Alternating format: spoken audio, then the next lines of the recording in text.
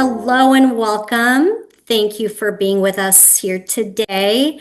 I'd like to extend a warm welcome to our guests and presenters, Ashish Fernando from Edmo and Darren Wagner from PennWest University. Before we get started, just very few quick notes.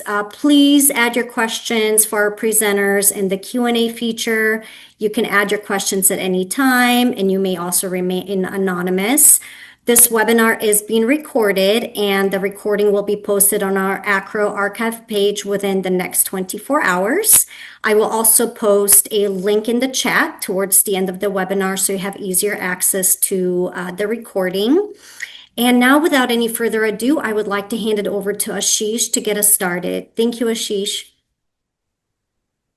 Fantastic. Thank you so much. And welcome to everybody on for this webinar on something we've been actually working on for a little bit. Very excited about it. It's the advent of AI, and we thought, why not, between AACRAO and Edmo, and one of our important and really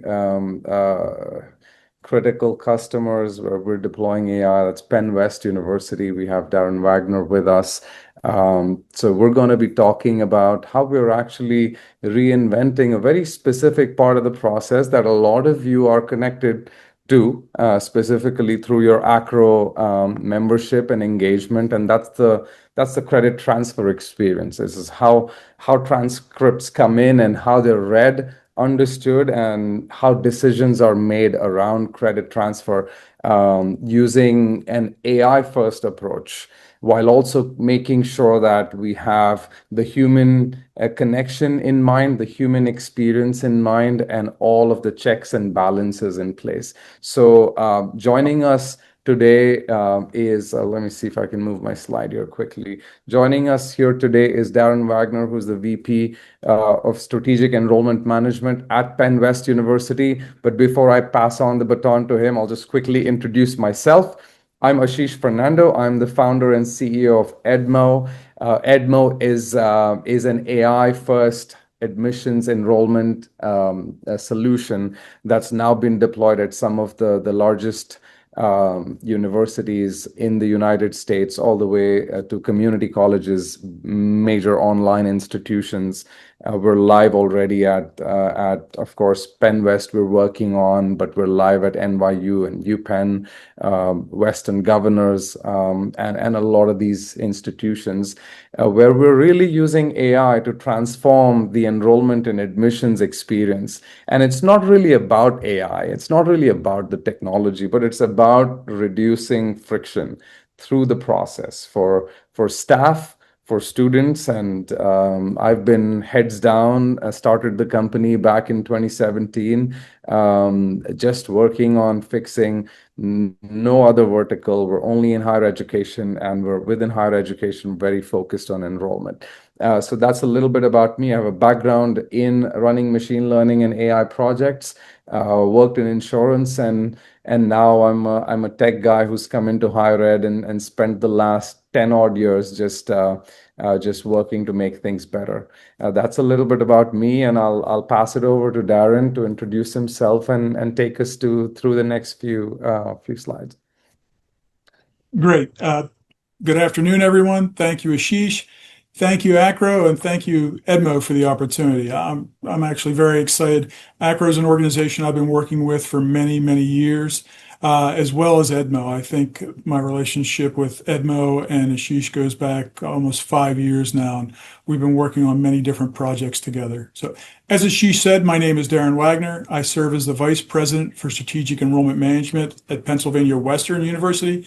We're commonly known as PennWest. Just a little background on PennWest. It's part of the Pennsylvania state system of higher education. It was formed through the integration of 3 of our historic campuses, Clarion in central Pennsylvania, Edinburgh in the Erie region, and California, Pennsylvania, just a little bit south of Pittsburgh. Together, we serve students across a broad geographic footprint through a combination of traditional on-campus experiences and a significant online graduate and adult learner presence. My background spans enrollment management, marketing, international recruitment, strategic partnerships, and much of my current work here at PennWest focuses on enrollment strategy, operational effectiveness, and student access, which are all big, I would say, largely influenced by the type of work we're going to be talking about today. And I'm very much looking forward to the discussion. Thank you, Sheesh. Fantastic. Now, we have a All couple right. stats here, but really what I'm looking to do today is just give you a little background on what PennWest is looking to do and how we're interacting with Edmo. One of the areas that PennWest is actively exploring is the use of artificial intelligence to fundamentally rethink our transfer credit and transcript evaluation experience. For many students, especially transfer students, adult learner, military affiliated students, and international students, the transcript evaluation process is slow and oftentimes frustrating. I think it feels like a black box to many of these individuals. And from our standpoint, it's highly manual. So students are often waiting days or weeks to understand how their prior learning applies to the degree pathway. And that uncertainty can directly impact application completion, deposit decision, and ultimately enrollment conversion. And you can see from the various stats that we've put up here, there is a lot of opportunity here. So the market itself is growing significantly in this area. The experience for students is often inconsistent. We talk about 58% of transfer students lose credit, 20% repeat classes. They've done this at other institutions. Oftentimes we see students come with, multiple English comp courses that they've taken, multiple calculus courses that they've taken. And then along with this loss of credits or ambiguity around it, there's often a wait time. And that's a theme we're going to hit on here several times. At my institution, waits at peak times can be up to 3 weeks. And then really what's at stake here, over 13% of all undergraduates are transfer students in one form or another, as I just kind of outlined them. So students are increasingly expecting a near real-time experience, near real-time answers. And we look to meet that expectation at PennWest. This is one of the initiatives, and this is partly why we're here today. It's my perspective that institutions that can provide clarity quickly and accurately will have a competitive advantage in recruiting and persistence and overall student satisfaction. Ashish, if you'd like to go to the next slide. This is just a little bit of an overview of what we're managing and working with at PennWest. We have over 24,000 annual high school and college transcripts. We're currently 100% manual in our evaluation workflow. And as I mentioned earlier, we look at 3 weeks for a turnaround time, sometimes at peak. And that involves the admissions staff as well as faculty interaction at some point. And ultimately, where this impacts us, it impacts the students throughout the process. But where it impacts PennWest is, by our best estimates, we lose 18 to 20% of students in this process due to that delay. So, fundamentally, Ashish, I think you can go to the next one. It's my belief that Edmo's AI has the potential to significantly improve both speed and consistency of transcript evaluations, while also helping us create a more student-centered experience, which is really the core of what the PennWest way embodies. The goal is not to simply automate for efficiency's sake, but the real opportunity is to reduce friction, improve transparency, and provide students with a faster and clearer answer about where they stand academically and how quickly they can complete their credential or degree. All right, fantastic. Thank you, Darren. So this, Darren talked about, what PennWest's vision is and how they're working with us. I'll I'll take a kind of segue into what the rationale was to say, yeah, we need to deploy AI. It's not typically any conversation around AI starts getting into oh, but it's a human process with bringing in tech, and what are the dynamics that that it's going to bring in and how it's going to change the way we're operating. Now, in the end, what PennWest and us are focused on, and with a lot of our institutions where we're deploying, is these metrics. This is an important screen if you'll want to take a screenshot, of how you want to compare what's happening with a typical manual process, and how AI actually can transform that, right? So, yes, it is important to address everything around data privacy, everything around what's happening to jobs, and how we're gonna manage all of those aspects of higher education. But in the end, what's important that we saw was how do you reduce that friction, therefore impact a few very important KPIs for the admissions office. The first one being yield, of course. The faster the process moves, the better the yield. And then the second one being costs, right? In terms of just using different systems and the time it takes to analyze things. So when you look at these factors, the first and most important critical metric to look at is time per transcript.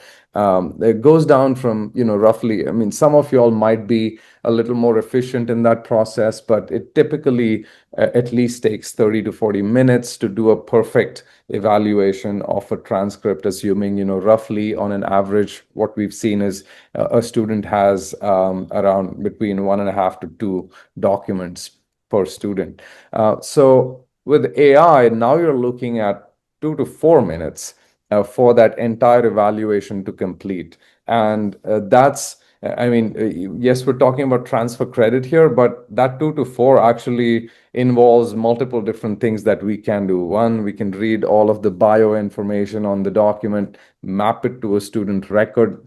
We can do a full GPA calculation and analysis, and then get to transfer credit evaluation where we can compare. And I'll show you a quick demo. I do want you all to see the value of this in real time and how it looks and feels. But that's really important. Now, transcripts per day, depending on how your staff is occupied with tasks, that all the numbers on the left will of course be different for each institution, and you all have to kind of gauge where you are. And these metrics, will give you a really good sort of benchmark of whether you want to replace your manual processes with AI at all, right? Because for sometimes we'll meet institutions that are, let's say, enrolling 1,000 to 2,000 students per year, and they're staffed well enough to manage that. AI is really not an answer for them. Right? It's for the institutions that are looking for that really good fast leap in friction removal. So like transcripts, Edmo's AI can do hundreds of transcripts per minute actually. Turnaround time is instant, of course. It's all real time. Typically, some of our largest customers, we've even seen 3 to 4 week turnarounds average on a document, and that's because of the loads of volume, especially during high season. With AI, you're looking at that becoming instant.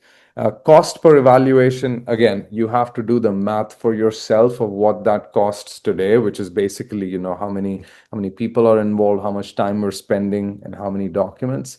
But Edmo, there's a few other tools in the market. Cannot speak for them, of course, but you're talking at under $5 per document, typically, for all of that speed.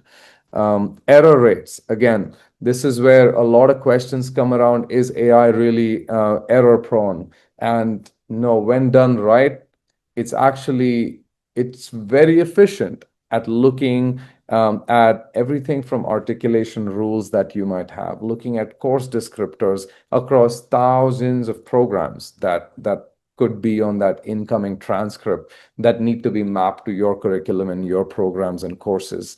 And it'll do that at the course descriptor level. It'll also do that based on all the different categorization that it's already done, and it's a database that's already built. So there's just so much that, and again, this is not about advocating, and I'd love for Darren to chip in in a few minutes here. It's just not about advocating replacing humans with AI, right? You have to find the perfect balance. We always think about AI as a human in the loop system. AI can do the pieces that require a lot of time, require a lot of information, especially when you're thinking articulation rules and things like that. It's really good at it.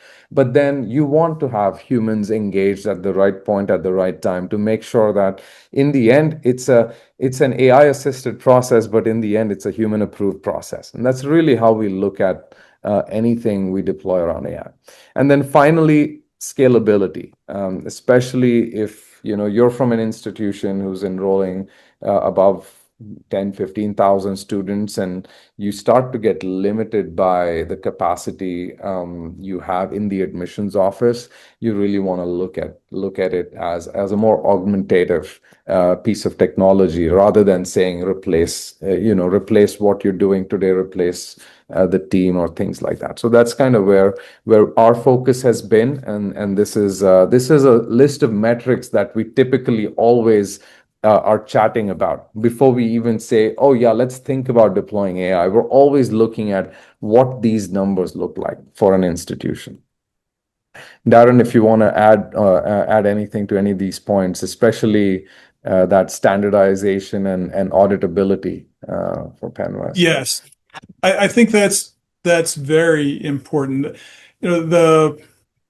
The AI doesn't have a bad day. The AI doesn't have multiple personalities, meaning if we have 3 or 4 different people doing these evaluations, this is always going to be consistent. So we have a reduction, we're looking for a reduction in appeals, improved fairness perception, stronger compliance, and just better auditability overall, and adherence to our policies and procedures.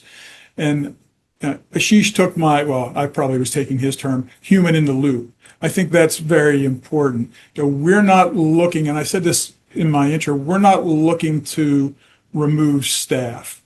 We are certainly in a situation at our institution where we're expected to do more with less. But what we're really looking to do is elevate our existing staff into more value-added roles. Take away a lot of the administrative work and the work that can be done by AI in a repeatable fashion. So I want my staff now engaging with the students, giving them a better experience, turning these evaluations around quicker, and having the conversation about an academic map with them or a career map, so that we're adding value at a different level than doing the standard processing. Perfect. Thank you, Darren. All right. So let's talk quickly about how we fix this in 3 very simple steps. So when you think of transfer credit, there's a few steps that have to happen before that, right? So the first and the most important one is reading the transcript. So think of this as in any way or form that the transcript comes in. Typically for a lot of y'all, it's probably coming in from Parchment, and it's going to your either your on-base instance, or it's probably going into your Slate instance through Slate Reader and gets read over there, right? So the one place where we've been really very specific compared to a lot of the tools out there, which is what I think even at PennWest, Darren's team really liked, and a lot of our customers like, is we don't really want Edmo as a brand to be flashed everywhere. It's not about giving you a separate system where you go in and you log in and do the work. We actually meet meet our institutions where they are already. So our systems are built such that they sit directly inside of Slate. If you're a Slate customer, they sit inside of Salesforce. Today we'll look at one of those CRMs, and we'll see how how Edmo actually fits in, right? So our ability to read right where the documents come in today, pick it from there, and just follow that human process that exists today is a very important breakthrough that we've achieved over the last few years, right? So we'll ingest any PDF scan or image that comes in. We'll also ingest unofficial documents. For some of our customers, we're actually reading the admissions email through the mail exchange, or like through Microsoft Exchange, and we're able to pick up documents that are unofficial, like a counselor sent them, which may not be considered as final, but they can be used to create a provisional admit. So we'll do all of that, and basically look at documents right there, right? The second important piece is how we analyze and map. So this is where we analyze using AI. The background for all of this is all of the data that we've created over time, right? So our database is extensive. We've mapped around 4,500 institutions across the states, every course, every program. And really, that's what a lot of our backbone is. Back in the day, I started the company on the international student side. That's how Darren and I met, because Darren was also doing international student recruitment work, leading that effort at Rowan. And so through that, we actually were collecting so much information that we could help students with, and all of that we've plugged into Edmo, and just it's made it so robust. So once we read a transcript, we can then map it against all of our equivalences. We can map it against course descriptors from the incoming institution and our target customer institution. And then once that is done, that's when we can do the scoring. Scoring has multiple layers. You'll see that in the demo. But think of scoring as a three-step process, right? The first step is to look at existing articulation rules, and before we even plug in the articulation rules into Edmo, we actually go through an entire cleanup process. Because sometimes we'll go in and we'll see that there are rules that are already broken, or they're expired, or there's duplicate rules that actually or rules that conflict with each other. There's a lot of cleanup that, again, we also do that using AI. That's also not a human, it's a little bit of human effort, but we do a lot of that work. And then that goes into credit scoring and actually creates what you will see as our final screen there, right? So how does all of that come together? So this is a very high level, 100,000 feet view of how the Edmo solutions actually built into your ecosystem, right? So our intelligent extraction layer will pick a document through any of these platforms where your document sits, and we have connectors built in, and so there's no real effort to go in and build a connector, right? A lot of it is plug and play, especially if you're a Salesforce customer. Edmo's already on the App Exchange, so all you do is click a button and it deploys to your Sales Cloud, Education Cloud instance right off the bat. Once we take all of that documentation into the AI engine, that's where the magic of AI and human in the loop happens. Then our AI-powered course mapping takes place, and it pulls, that's where you see the bottom layer, where it pulls all of the target program information. It pulls articulation rules, any other transfer policies, and all of that information while it's doing all that work. And all of this is happening synchronously within a matter of, in most cases, under a minute before it manifests itself on the UI, which you will also see. I'd love for you all to appreciate kind of how you don't even go outside of your CRM, and everything happens within. We'll probably pick one of these. We'll pick Salesforce and just look at it, but the experience is going to be similar on Slate and HubSpot and Zoho and a few of the other CRMs that y'all must be using, right? Fantastic. I think it's time for a demo. This is what, most of the times when I'm doing sessions, it's the piece that people are most interested in.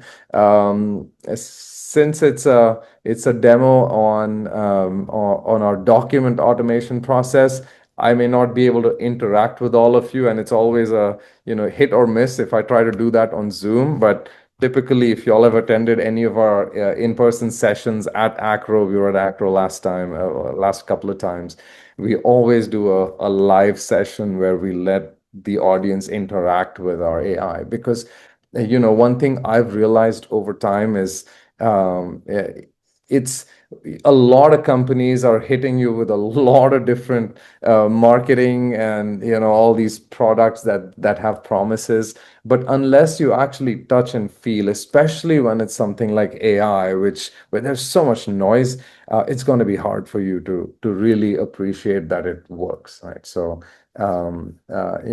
that's something I've been really focused on. So I'm going to pull this demo up here. Meanwhile, just give me like 10 seconds here. Meanwhile, Darren, if you have any comment on any of that, please feel free to add. I'm not sure what I have to add to that, other than the experience that we have had with Edmo. I have it currently at PennWest and previously at Rowan University, has been top notch. One of the things that I'd like to say is, as we've worked with Edmo, we have grown our understanding of what can be done with AI. We've adapted our processes to optimize them for not just AI, but overall. So it's been very much a learning and growing experience across the board. Ashish, one of the things I saw in the chat was there's a question if this would integrate with SIS systems. Oh, yeah, absolutely. That's a good question. So, if you're using one of the top 3 or 4 SISs out there, if you're on PeopleSoft, if you're on Ellucian Banner, we have a direct integration into those systems. So again, it's typically as simple as getting the login information and creating a user for Edmo, and it will seamlessly read and write into your SIS. Absolutely.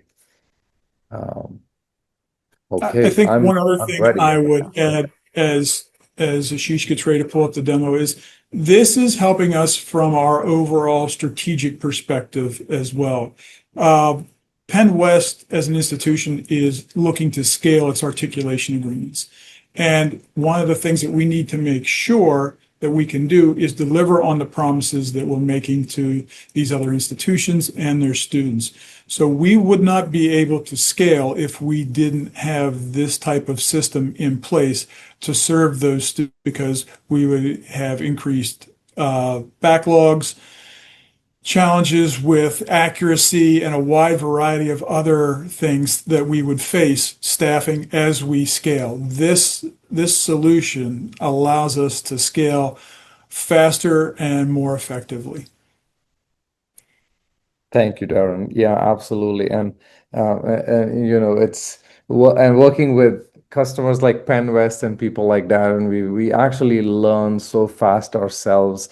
Like some of the things you'll see here is actually coming out of some of our customer conversations. Like, hey, okay, this is great, but we can make it a notch better by doing X, Y, Z, and just it helps having a team of 120 employees who can jump on board and say, "Yep, that looks great as a fix. Let's add it as a feature, or let's change the way something's done." So yeah, absolutely. I am going to share my screen now and walk you all through. I'll actually try to do both because I think we have enough time. I'll take about 10, 12 minutes because I want to give us some space for questions as well. So let me share my screen here. And first, I'll walk you through Salesforce. So y'all are familiar. If you're a Salesforce customer, you're familiar with the typical recruitment and admission screen inside a Salesforce. This is what happens when you start thinking about meeting the customer where they are. So now, if I get into a student's profile on Salesforce, you might notice some of the typical tabs that exist already in your application funnel. This is a student who's gone from being a lead to an applicant, is now in the review process for admissions. I'll ignore some of these other things that we do around identity verification and interview analysis and things like that. We're going to focus on transfer credit. And maybe we'll quickly show something else we do on transcripts as well. But think about it as this way. We'll pick up based on your ecosystem at the institution. We'll pick that transcript either directly within Salesforce or from OnBase or wherever it's coming from, and getting stored when it's coming from Parchment or Clearinghouse. What you'll see is multiple transcripts. We can do up to 8 transcripts per student at a time. And once a transcript comes in, first, it'll go through the OCR process, which we've developed in-house. It's close to 100% accuracy for this piece right here, right? So it can actually look at a transcript. It can pick all of the demographic information, the course IDs, names, credits, grades, all of those things, and it'll show it here. You can, of course, edit, correct, and do all those kind of things. But where it starts to really now become super valuable is this is a simple screen that actually has a lot of complex calculations going on in the background, right? So now it took all of those prior courses, mapped it to target courses. Here it says evaluators Edmo, gives you reasoning around why these courses were mapped and how many credits need to be transferred. Now, what you could do when you look at this transfer credit screen, what you could do is also say, oh, I want to try and find a better match. I mean, yeah, this is SOC 100 and mapped to our C273. But if I want to find a better match, I can go in and I can look at different courses, course descriptors, and things of that nature, right? So, yeah, I mean, whatever course we want to put here, I don't know if there's anything else that'll show up around sociology. Yeah, maybe something like that, right? So when I select that, I could select that. I'm not going to disturb this one here.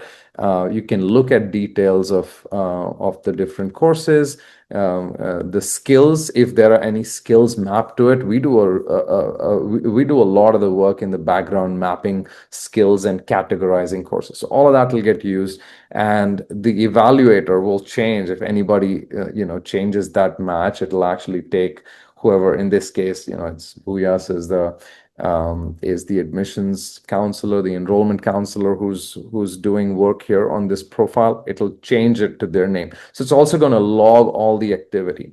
And then once that's complete, you can finalize evaluation, and then you can send it. We've got a hierarchical system. You can actually send it for review. You can even send it based on the course and the program that the student is applying to. It'll go to different places and people and who need to approve it, and come back. It does the same with GPA. I'm going to not go into too much detail here, but that same transcript at the exact same moment can simultaneously also be sent for GPA calculations and review, and it'll actually show all of the recorded the calculated GPAs, the cumulative GPAs, and all of that right here, right? So let me quickly see if I can go in here. I'll show you a different student who actually has that document. Okay, this is just showing the document itself, but we'll pick it here. While that's loading, I will also show you how it looks on Slate. So if you're a Slate user, it will do the same. This is actually running on a live Slate environment. And you all must be all familiar with, if you're a Slate user, you're familiar with Slate Reader. A document comes in, it'll actually show you all the transcripts And you see Edmo's transcript analyzer right here as well, and it'll do the same. Again, similar experience like what you saw on Salesforce, but it's all happening within the Slate environment. It's mapping the prior program, target program. Of course, the UI is going to look a little different. We're limited to how Salesforce and Slate do their UI. We've all matched all of our work to their standards. But that's going to be something. Okay, this one's loaded. I don't know why it took a little bit of time there. But you see cumulative GPA and then STEM GPAs, minor, major, all of that gets calculated as well. This is inside of Salesforce, and then the same experience is also going to be inside of Slate as well, right? So very similar. Once all of this is done, then you can decide if you want to write this. The minute it's submitted and locked in, you can decide whether you want to write it to your SIS as well. And any other pieces that need to be triggered, like an email needs to be triggered to the dean or any of that has to happen. All of that is already built into Edmo, right? So that's what I wanted to quickly show you all here to give you sort of a real sense of how we operate it. And this is a live demo. We're using real documents. A lot of times I tell our customers let's do a quick playground. Let's throw some of your older transcripts that you've already evaluated that are masked, like the student information, the PII is masked. Let's throw those transcripts in without even doing much of training. We already would hit about 70% accuracy. And then we spend some time fitting all the articulation rules and doing a little bit of work. We will soon start hitting close to that upper 90% without our human in the loop. You put the human in the loop, now you're at 100%, right? That's kind of how you want to look at it. So with that, I'm going to go back because I want to kind of rush here a little bit because I know we'll have some questions.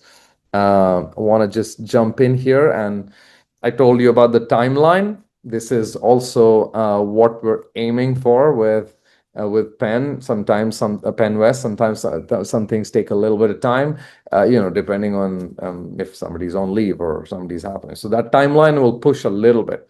But for a standard implementation, what you want to be looking for, it's Edmo or any other product, it doesn't matter, right? If it's a plug and play-ish product, that can understand your systems well, then you're looking at roughly a 4-week timeline. That includes a week of research and discovery, a week of integrating all of the different systems, and then optimizing it for your workflow. Every institution's workflow is different. So if anybody's telling you, oh yeah, it's plug and play, just do that and hit launch and it's going to launch, that's usually never the case.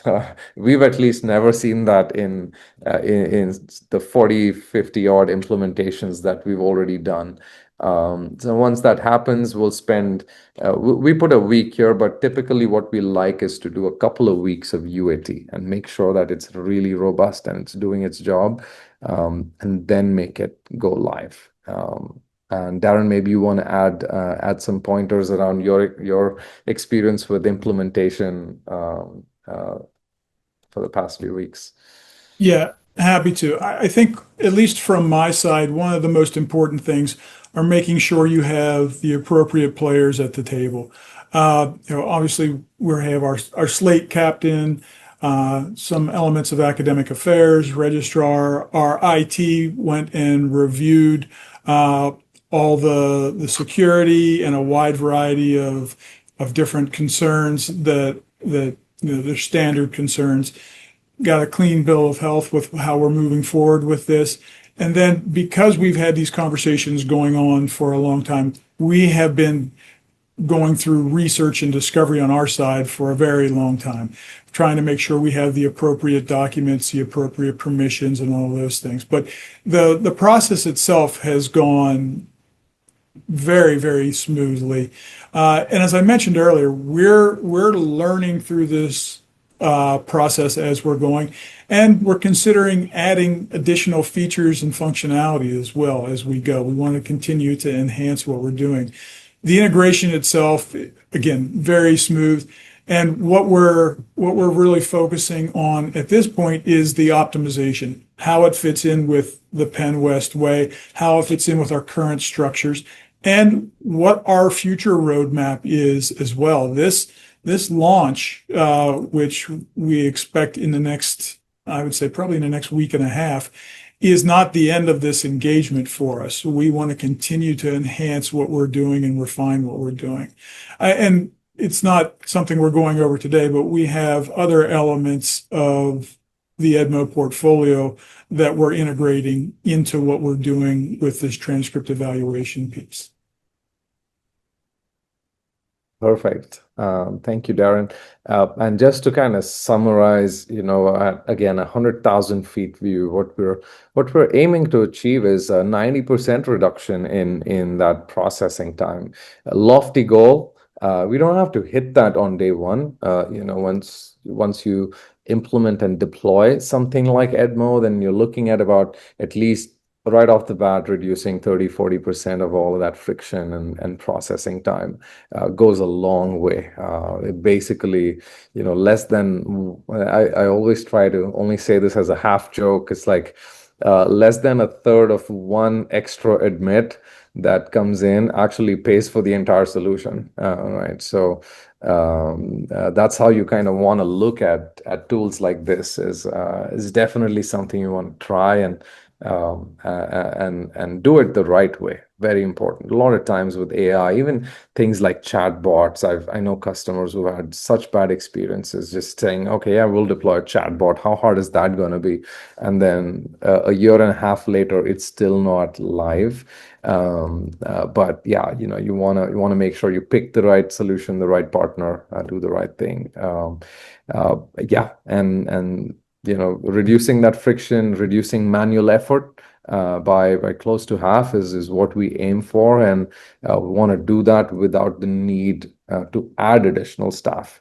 Existing staff, there's always work for them if we want to have work for them, right? Because especially when you deploy AI, it's fast, but at the same time, it's generating so much data, so much analytics. If I show you the analytics on this, we're running out of time, but if you see the analytics, it's in depth. It gives you not just, oh, here's what I've done in terms of transfer credit, but also here's the transfer credit that actually works. It does cohort analysis on the transfer credit process and tells you demographics and slices and dices data to say, oh yeah, when you have certain types of students coming from certain demographics, certain institutions with a X percentage of transfer rate, their propensity to get admitted and actually go all the way and persist is much, much higher. Now you start getting into that kind of data, and you need somebody to look at that data, which for most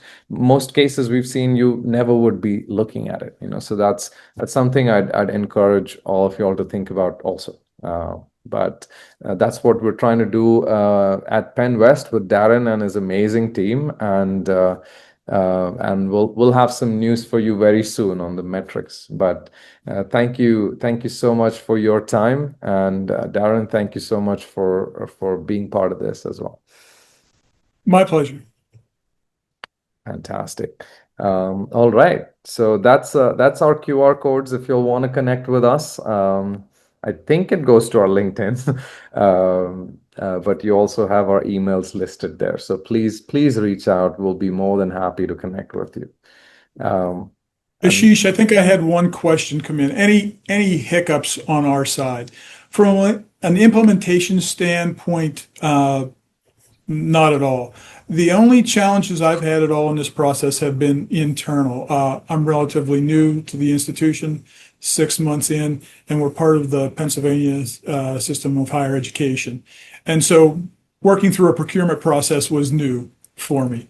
But it took longer, as most procurement processes do, than I would ever like. But from a technology standpoint, from an institutional buy-in standpoint, everything has gone smooth. And as Ashish pointed out, we do have KPIs that we're pursuing for this around yield, melt mitigation, and the analytics that we're hoping to get out, friction paths, course demand, articulation gaps, all of this is going to be extremely insightful and help us guide our path forward. Thank you, Darren.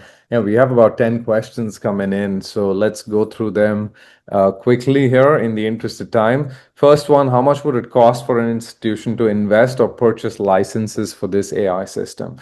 Think of it more as a function of volume of application. So, roughly, you want to think of it as between $2 to about $5 per document. The more the volume, easier the process, the more cost effective it gets. So then you're closer to that $2. But if you want to do transfer credit, you want to do GPA calculations on that document, you want to calculate custom GPAs and things like that, you're closer to that $5 to $6 a document, which is still, if you look at the cost of doing it today and the speed of doing it today, it's really valuable, right? So that's that. I think one thing I would add to that, Ashish, I'm sorry for jumping in, but based off of a consumption model, it is predictable for budgeting. We look at what we plan to consume, and that's what we budget for. I know flat fees are often a warm, soft blanket for people because they could just put a line item in their budget. But this operates very similarly. We look at the number of transcripts we have coming in. We look at the number of interactions of different types and project out on our cost per. And so it's incredibly easy for us to budget around that. Thank you, Darren. The next one I think might be an important one for you to answer as well. So this is, how have accrediting agencies and faculty responded to the use of AI for transfer articulation evaluations compared to traditional faculty evaluations? I'll just add here, and I'm sure Darren has something to say here too. You're not looking at saying, oh, hey, AI is going to do this 100%, right? It's the friction for the humans, the staff today, that it's taking out. It's actually doing the mapping of articulation rules, creating rules if need be, and doing all the mapping. And then it waits for somebody to say, this looks good, right? It's not about saying, oh, it's making all the decisions. It may get there, and we may go through all of these kind of processes that institutions go through around accreditation and things of that nature. But honestly, you're not thinking of a full replacement. What you're thinking of is taking out that friction. So Darren, I don't know if you want to add anything. Well, I think I just reinforced that. The faculty remain part of that human in the loop process. So this does not, it's not a black box to anybody in the institution, and the transcript doesn't come in and credit is automatically awarded. There is exceptions, interventions, and just general interaction with the decisions that are made. So to this point, it has been very well received because, again, it provides a solution to a very time-consuming task. And so, again, we're working with the established rules, with what we've established from an articulation agreement, past history, and how we want to move forward. So it has been very well received. This is not an accreditation challenge for us. Perfect. Thank you, Darren. There's 3 or 4 questions around Banner. We answered some of those specifically for Banner, but I see some other questions around SISs also. But if you have PeopleSoft, Banner, and a few others, think of it as a simple API endpoint, just like any other tool, like a Slate interacts with Banner and reads and writes into Banner. Edmo uses the same standard industry protocol to submit information to Banner. And if we also have to read from Banner, which we do in a lot of cases, we don't have to discuss that today. We also use the same API access into Banner. So that's something we can customize and build. All right, so there's a few. I'm going to mark all of them as answered. Okay. Okay. We have one question here. Can you build rules to find any duplicated credit? For example, if awarded credit has already been awarded, or if there are current registrations for future courses? Yeah, 100%, 100%. And we do that in multiple different ways. And even what's interesting is even the way articulation rules get written over time and saved, depending on what systems you're using to save articulation rules. There's actually a bunch of not just duplication at the articulation rule engine doesn't really make a big negative impact, but conflicting articulation rules make an impact, and that's the first step that we go and solve for. But we'll always look for any sort of credit that's already been awarded, any sort of credit that's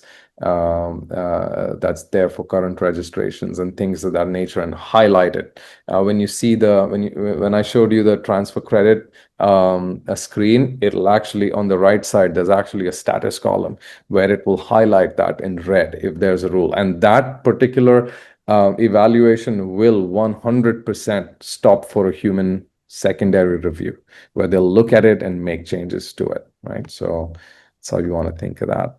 Okay. Okay, here we have how much would it cost for an institution to invest or purchase licenses? Yeah, I think I answered that question, and Darren also commented on it. It's definitely something you want to see as a volume-based cost, not just a one-time standard cost, and you're paying too much or you're paying too less, and yeah. So it's always, at least how we price it, is based on your average annual volume. We'll do that, right? Transfer live. We'll get that done. Okay. Can it include a summary of how the awarded credit works within the curriculum? That's a popular question for transfer students. How will the credit work for them in their intended degree? Yes. So this is basically the reverse of what we're doing, right? And we're doing a lot of testing around this. It's actually in beta at a couple of institutions where all we're doing is saying, hey, student, just dump all of your documents, your certificates, your transcripts, and any other information you have about yourself, even your resume. And we'll do a provisional mapping and actually tell you how much money you could save. But in that case, we're always transferring them to a human. We're making sure that, we say, hey, this, because there's a lot of different things that go into that promise. Like, you don't want to promise the student something and then later on things change. So we're in beta right now with that, but with all of the data we have, that is absolutely going to be the next feature that we're going to roll out, which will be prior credit mapping at the beginning of that process, and then make that as a really effective funnel strategy for students to say, oh my God, yeah, if I come to PennWest, I could actually save so much through credits. And we're also adding a scholarship module to that. And here's a provisional, scholarship number if we can. It really, energizes the funnel. It's in beta though. Well, there's a lot of testing needed on that. I don't know, Darren, if you have any thoughts on being able to do that sooner rather than later. Not specifically. I think one of the things I would add, though, is we use the results well, we're still early in the process. We plan to use the results coming out of this and integrate it with our degree works so that we're doing the academic projections and path building for students. And I don't know if that's where the question was going or if it was looking at prior credit, but no, I'm looking for the opportunity to look at the beta and see how it evolves into something that kind of an alpha to omega solution for us. Awesome. And then the final question is around how articulation rules are created at Edmo, how the mapping's created, and whether it's collected from multiple institutions or only the receiving institution. Yeah, so we cannot do it with just one institution's course data and mapping. So this is what we've done, is spent years and years of of our time and effort, collecting information of different institutions, connecting gold standard data, all the way from, iPads to other sources that we have. Some of them are actually licensed sources of proprietary data. And in the end, what we've created is there are actually a couple of companies that do this well, right? Like the TESS database, similar approach. I'm sure a lot of you all are familiar with TESS. You're like using TESS. That's what it is a collection of gold standard course level data. That's exactly how Edmo operates in the backend. It's one piece of our entire puzzle, but it's one of the key pieces is understanding that course level information. So now with our models, it has become much easier to collect that data. There's a comment in that question around scraping descriptions and titles. It's not the best way to do it because sometimes all course curriculum and catalog of an institution is public on their website, but there's also 4 previous versions of it that were not sunsetted and they're sitting there and they're old data that's obsolete. And if an AI scrapes it and picks it and considers it to be the current state of the curriculum, then it's going to do a wrong analysis. So it's a combination of scraping and also doing our own work on that. The way you want to think of it is when you throw in 100 transcripts on day one of testing the solution out, what's the accuracy it's giving on the other side, right? And that gives you a clear benchmark of where you're going to start with. So that's that. I actually see, Darren, there's questions also on the chat, I think. Yeah, I was looking at that, and one of the things to the pricing, I obviously you know this better than I do, but I just from our experience at PennWest, it was a series of discovery questions. What is your volume of X? What is your volume of Y? What do you plan to do with this? And then there was projections there. So I completely empathize with the fact you can't go and just say, hey, I'd like this system to your administration without having some data and some price projections. But that, at least from my experience in working with Edmo, is a very painless part of the discovery process about what can be done for you and how it would be done. I think the other question, I guess it's directed at me, how long have you been using the technology? At Rowan, we had it for a little over a year, and different facets of it, not exclusively this piece. And I can tell you there it was extremely well received, especially in the admissions office, because of not just this piece, but some of the other add-ons. The optical character recognition is huge. I don't know about the institutions represented on this call in the audience, but PennWest, for example, still gets over 1,000 paper applications. The optical character recognition is just table stakes in doing business these days. So that's very important. Question, I mentioned DegreeWorks. Do we use Banner? Yes, we use Banner. We don't have hooks for this system directly into Banner. Everything is coming out of Slate at this point. Yeah. Okay, there's again a pricing related question that came in a few minutes ago. Ballpark for small, medium, and large. Yeah, like I said, take your application volume. Let's assume if you're a small institution and you're getting about let's say 10,000 applications. Even that's medium. So let's say you're getting about 5,000 applications a year that you want evaluated through the system. You're basically doing application per student, irrespective of whether they have 2, 3, or 4 transcripts coming in. It's going to roughly fall around the $3 to $4 per student times the 10,000. So that's about $30,000 to $40,000 a year. We can always find ways to optimize, because this, when I say price point, it includes a bunch of things in there. And we work with some of the largest institutions. Our largest customer enrolls close to 200,000 students a year. they're a big online institution, and there the scale is a whole different. So accordingly the discount's also pretty high. We're actually on the lower side of that 5-dollar equation. So yeah, it's something we have to have a conversation on, but yes, that's kind of the ballpark pricing. Okay. Other than that, I think we've answered most questions here, Darren. Well, what was the training like for staff? Okay. Did we answer that? I don't think so. I don't think we did. You want to talk about what your training protocols are?